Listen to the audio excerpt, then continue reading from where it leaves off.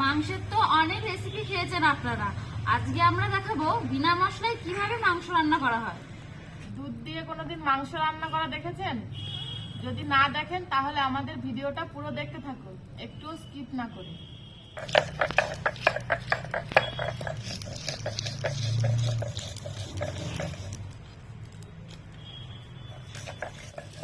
দুধ দিয়ে মাংস রান্না করার জন্য দুধটাকে 15 মিনিট ফুটিয়ে নিতে হবে।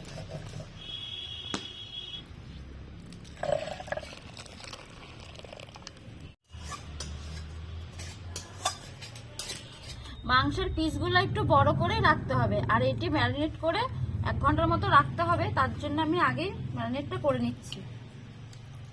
এখানে ভিনেগার দিয়ে দিচ্ছি, তারপরে দিচ্ছি কাঁচা লঙ্কা আর রসুন বাটা, তারপরে দেব স্বাদ মতো লবণ,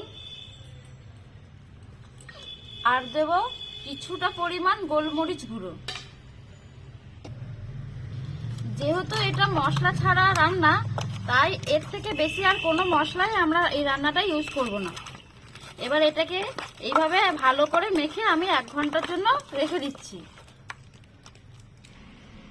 কিছুটা সাদা তেল নিলাম, তেলটা একটু গরম হয়ে গেছে।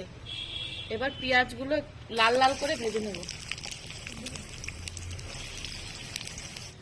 পেঁয়াজটা বেশ কড়মড়ে করে ভেজে নিয়েছি। এই সাইডে এরকম কড়াইয়ের ওপরে তুলে রেখেছি, কারণ তেলটা ঝরানোর জন্য এখানে তুলেছি। এবার তুলে নিচ্ছি। মাংস ম্যারিনেশন হয়ে গেছে, মাংস এবার সেদ্ধ করব।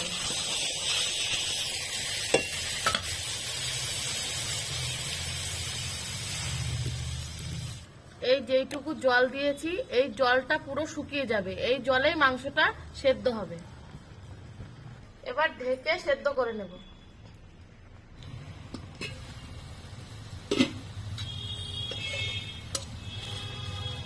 মাংসটা বেশ ভালোই সেদ্ধ হয়েছে, আর জলটাও শুকিয়ে এসছে। এবার এর মধ্যে কিছুটা বাটার দিয়ে দিচ্ছি। এবার পেঁয়াজের বেরেস্তাটা এর উপর দিয়ে দেবো। মাংস রান্না প্রায় শেষের দিকে।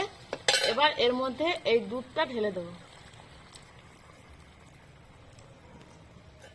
মাংসটা রান্না প্রায় শেষ। এবার একটুখানি চিনি দিয়ে নামিয়ে নেব। অল্প একটুখানি চিনি দিচ্ছি। খুব সুন্দর একটা সেন্ট বেরিয়েছে। অবশ্যই আপনারা ট্রাই করবেন, আপনাদেরও ভালো লাগবে।